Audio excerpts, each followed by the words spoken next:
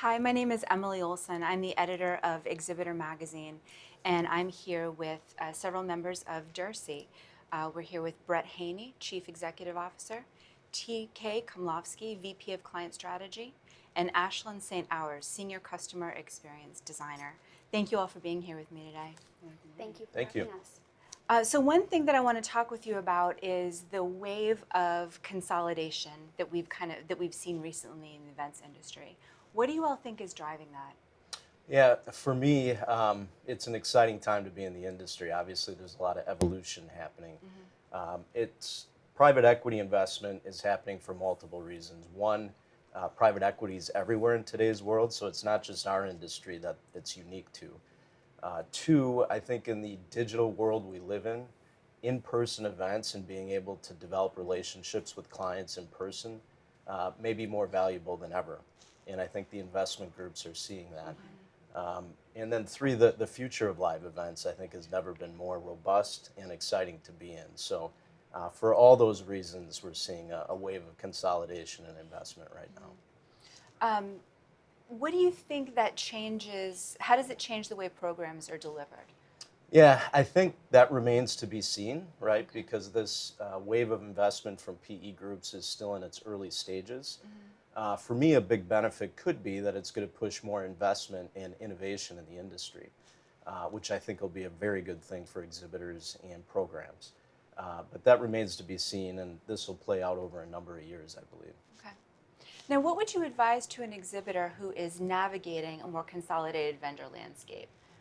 Yeah, for us, I think my biggest suggestion would be make sure that you have confidence that the key people as an exhibitor that you work with at your exhibit house are going to be there in the future.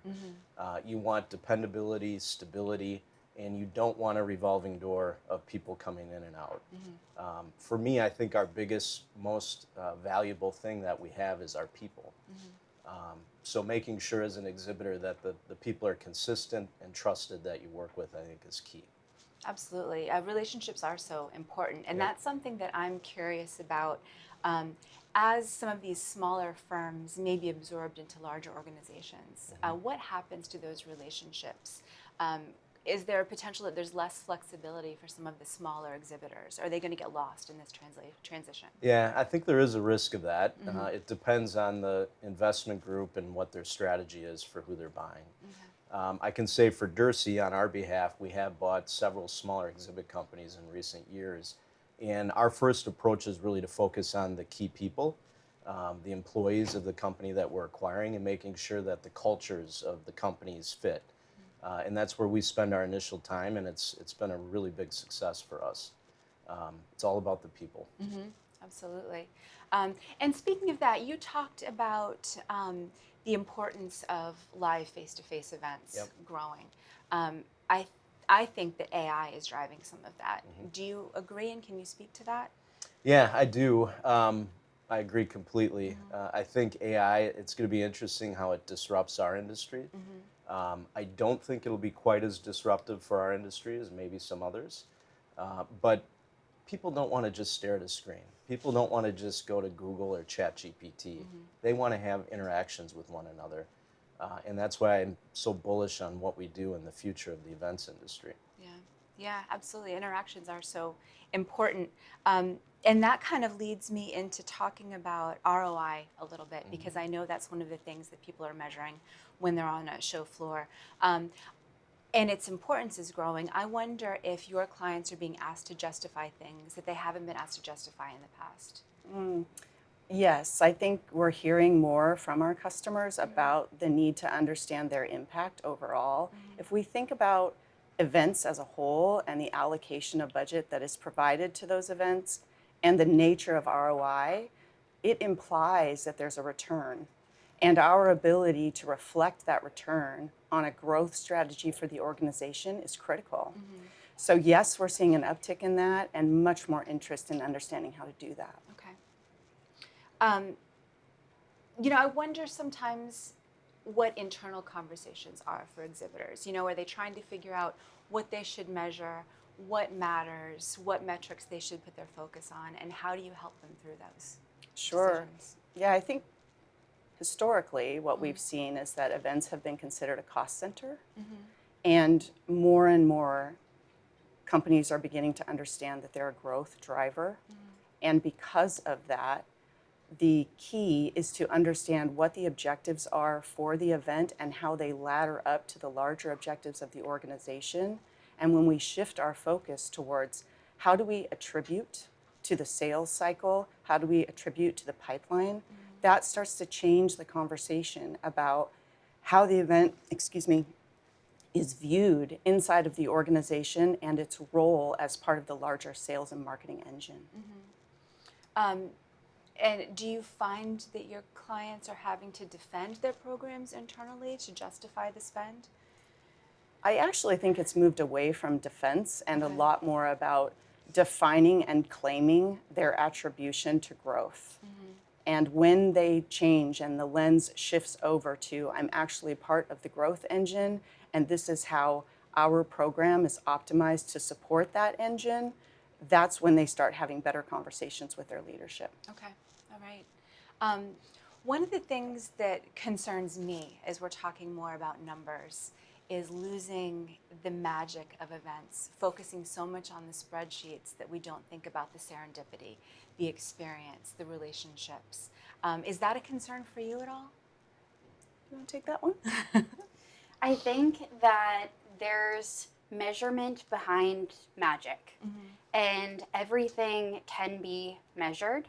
I think that a common misconception is that there's not measurement designed for qualitative, and we're finding that there is. There's sentiment analysis, there's quality of conversation measurement, there's dwell time, there's facial recognition that can help us to measure whether someone is finding an experience magical.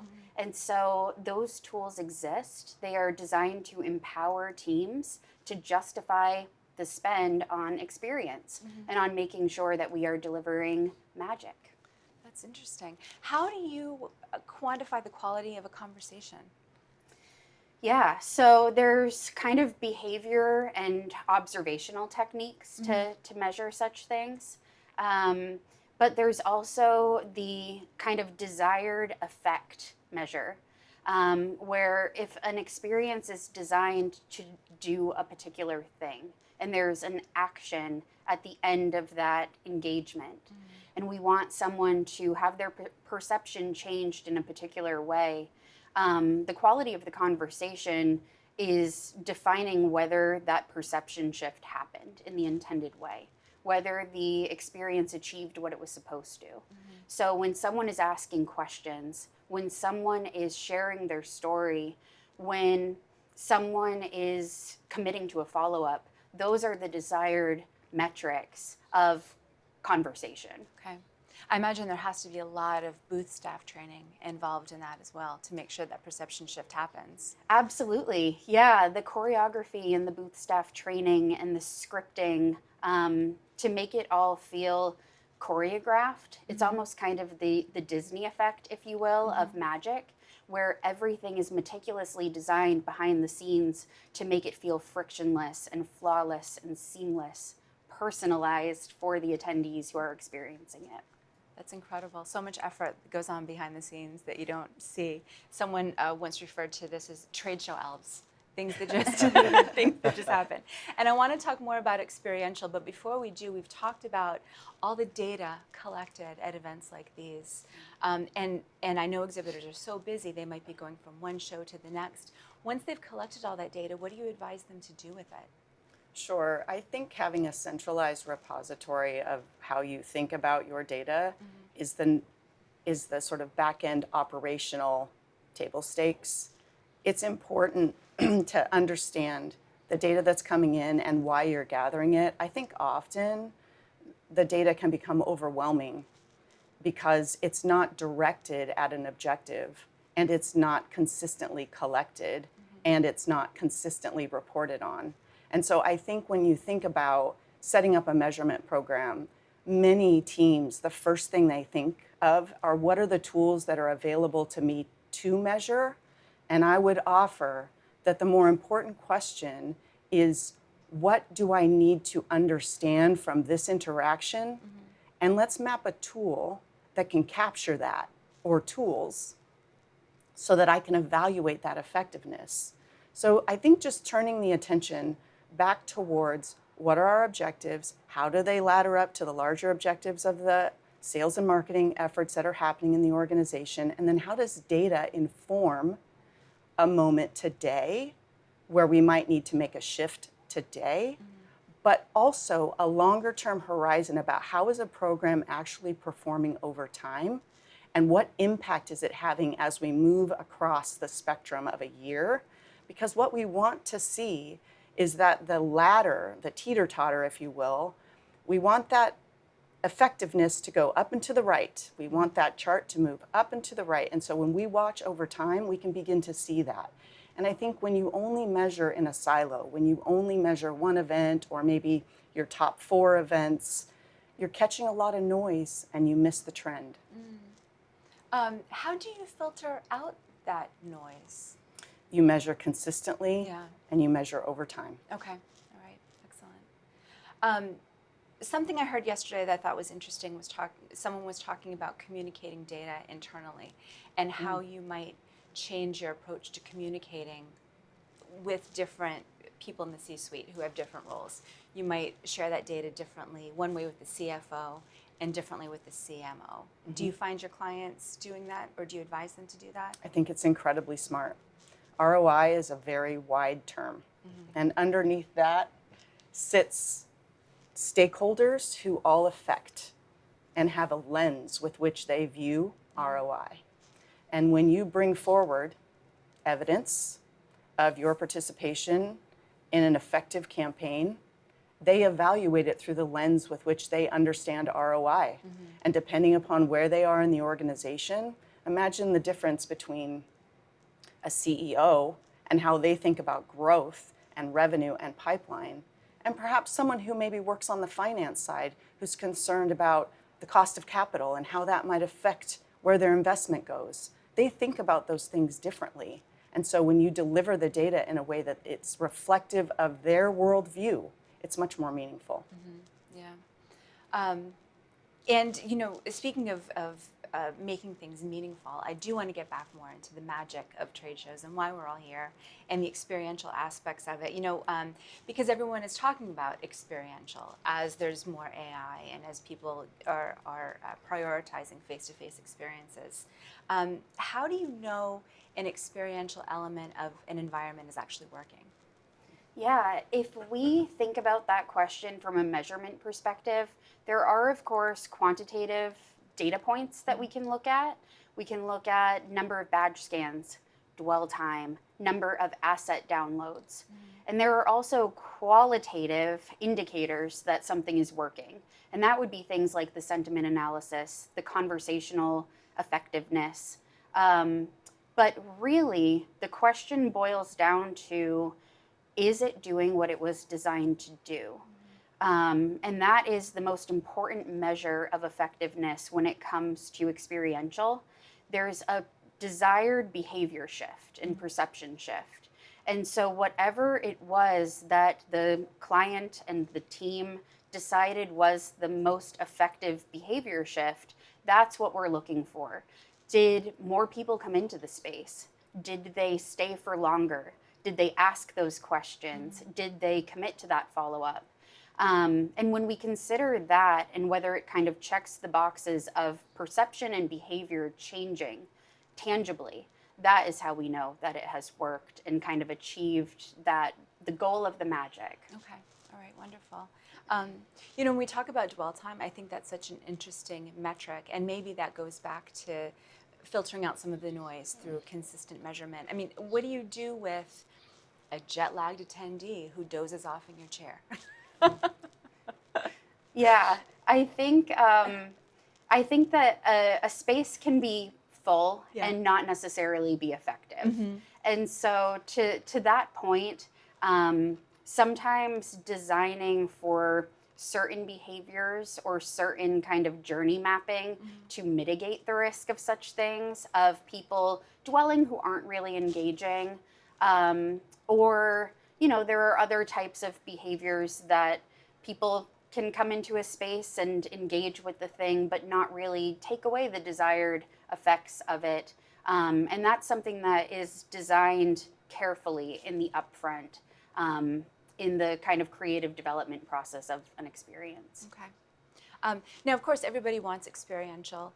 I'm also hearing about belt tightening. Budgets are getting tough. So how do you deliver an incredible experience with a smaller budget? Can it be done? It absolutely can be done. And I could go down a rabbit hole talking about this. There are so many ways to do something special that doesn't require a huge budget. I'm going to limit myself to two examples. So one is that analog is back. That's my hot take for the day. Analog is kind of having a comeback moment when digital has become table stakes, especially in the last 5 years, and everyone on a trade show floor has become digitally fluent, knows how to navigate a touch screen, knows how to meet with others in thumbnail format. That's no longer moving hearts and minds in the way that something tangible is. So analog can often be more cost effective because it doesn't have the AV and the content development spend. It's usually kind of a tighter budget in that regard. And it creates that kind of muscle memory where it's familiar, it's intuitive, there's inherent understanding about how to engage with something that has that kind of analog appeal. And so it's becoming more memorable, it's regaining novelty. And so that is definitely one way that I'm super enthusiastic about, and kind of creating a low cost, high impact output. The other is hospitality. Hospitality is something that a lot of exhibitors are already doing. That is baked into their budget allocation. But it's a missed opportunity to make it feel personal, to make it feel customized, and to make it feel like a driver of story. So when there's a way to tie hospitality in as a touch point in this larger journey, this current of storytelling, that is something that's super effective. When there's even a tiny tweak that can happen, for example, if it's an ice cream refreshment, the color of the sprinkles can be meaningful, can be a designation of an answer, can be a delineation of roles. And that is such a cost-effective add-on to an existing part of the program to make it feel more story-driven and experiential. And then the hospitality becomes an activation as well. Absolutely, yeah. That's really interesting. Now, we're all here at Exhibitor Live. You have a pretty incredible environment on the show floor. Can you tell me a little bit about what you're doing here, what your approach is? Yeah, so in the Derse booth, 801, we are encouraging attendees to peek into their future. To Brett's earlier points about consolidation and what it kind of means for our industry, it puts exhibitors on shaky ground. They don't know how to look into the future with their existing exhibit partners and know what that partnership looks like a year from now, 5 years from now, and whether it will change drastically because of these mergers and acquisitions that are happening. So I think that the steadfastness of good partnership is comforting in times of tumult and upheaval. And when we invite our attendees to look into the future, that's not necessarily predictive. We're not making claims, but we are saying that we will be there and we will be the same partner as we've always been a year or 5 years from now. We can confidently look into the future and know what it holds because we can see a trajectory based on our wealth of experience and based on what we can do for clients. So we've created this really dynamic and almost ephemeral kind of exhibit here on the Exhibitor Live show floor that takes a look into the future through that lens of good partnership and confidence in the clarity that the future holds. And what a wonderful story to say that that partnership will exist no matter what the future holds. That's wonderful. Well, thank you all so much for being here with me today. This has been a wonderful conversation. I appreciate your time, and I hope you have a wonderful show. Thank you so much. We appreciate it, Emily.